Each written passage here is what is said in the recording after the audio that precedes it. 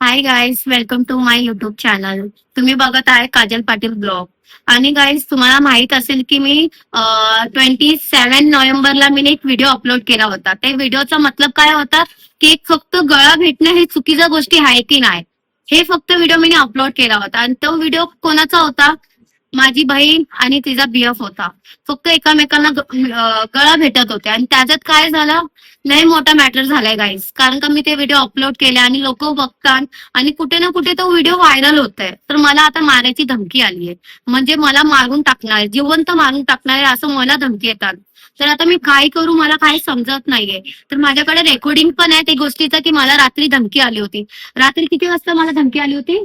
रातचे गाईज किती 1:30 किंवा 2 वाजत होते. 3 ना? नाही नाही, बहुतेक गाईज 3 वाजत होते. 3 वाजता मला एक कॉल आला आणि त्याच्यात मला माहित पडलं की मला त्या लोक मारणार आहे. आणि त्या लोक कोण आहे गाईज, मी त्यांचं नाव घेते. आमच्या साईटलाच गेसरगावला राहतो रोशन भोईर. त्याचं नाव आहे गाईज रोशन भोईर. आणि मी त्याचा फोटो पण दाखवते आणि व्हिडिओ पण दाखवते तुम्हाला की तो कोण माणूस आहे की मला मारण्याची धमकी देतोय. हा,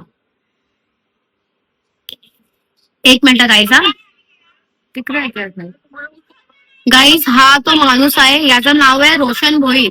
आणि हा गेसर गावात राहतो. डोंबिवलीच्या एरियामध्ये गेसर गाव लागतो, त्या गावात तो राहतो.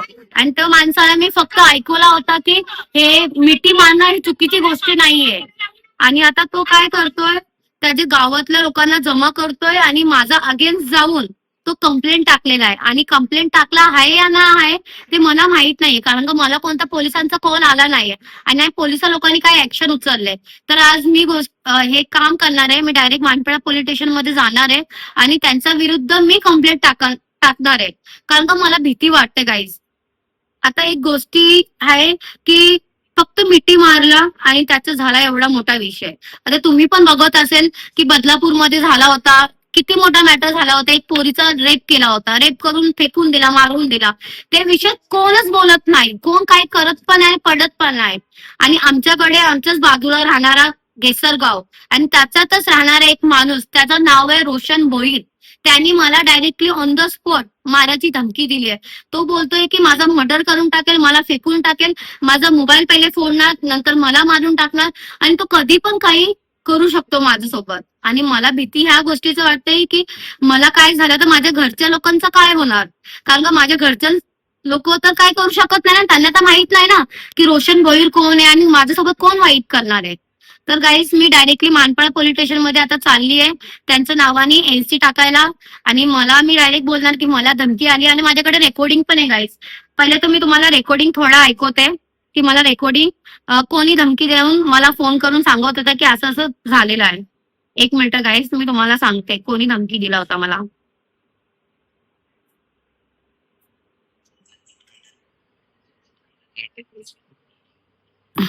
गाईज सॉरी, आवाज येत नाहीये. मी पण हा रेकॉर्डिंग मी क्लिप मध्ये लावून टाकेल, तेव्हा तुम्ही ते रेकॉर्डिंग ऐका आणि माझ्या विरुद्ध काय होणार आहे की नाही होणार आहे हे तुम्ही लास्ट पर्यंत बनून राहा.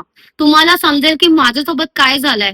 एक मुलगीला सर्व करून स्ट्रोल करतात, मारायची धमकी देतात, पण मीनी काय चुकीच्या गोष्टी केली मला तुम्ही सांगा की मीनी काय चुकीच्या गोष्टी केली आहे. फक्त मी एवढंच बोलले ना की पब्लिक प्लेस मध्ये थोडी कोण काय करू शकतात. फक्त एक मिठी मारत होते, एकमेकांना भेटत होते. मैत्रीण मित्र भेटत नाही का? का तुम्ही भेटत नाही गाईज? तुम्ही मला कमेंट मध्ये सांगा, तुम्ही भेटत नाही का? हे चुकीच्या गोष्टी आहे. आपला देश कुठेपर्यंत निघून गेलाय आणि त्याच्यात या लोक काय बोलतात की एवढीशा गोष्टी या लोकांनी मॅटर वाढून ठेवल्या. बोलते की नाही, आम्ही आमच्या सोसायटीमध्ये घाण करतो, आम्ही आमच्या सोसायटीमध्ये वाईट करतो. आणि गाईज, आम्ही आमच्या सोसायटीमध्ये कधीच वाईट केलं नाही. आणि मी जशी आहे ना गाईज, मी तशी तुम्हाला दाखवते. तर हे माझं नाही चुकलंय. तो माणूस, तो रोशन भोईर, त्यांनी चुकीचं केलंय. त्यांनी मला धमकी दिली मारायचं आणि तो माझ्यासोबत वाईट करू शकतो. कारण का त्याच्यातल्याच गावातले लोक सांगितले की तो चमडी मॅटर मध्ये लय पडतो आणि भरपूर सोबत त्याचं भांडण पण झालंय. तो रोशन भोईर भरपूर लोकांसोबत भांडण पण केलंय, त्यांना मारलं पण आहे. तो गाईज, तो मला पण मारू शकतो, माझ्यासोबत पण वाईट करू शकतो. तर याच्यासाठी मी मानपाडा पोलीस स्टेशन मध्ये चालली आहे. मानपाडा पोलीस स्टेशन मध्ये काय होतंय ते एंड पर्यंत तुम्ही बनून राहा. तुम्हाला समजेल की मी कंप्लेंट केलंय आणि मी माझे एनसी पेपर पण तुम्हाला दाखवणार. मी त्यांच्या विरुद्ध जाऊन मी कंप्लेंट करणार आहे. तर मी एनसी दाखवणार आहे.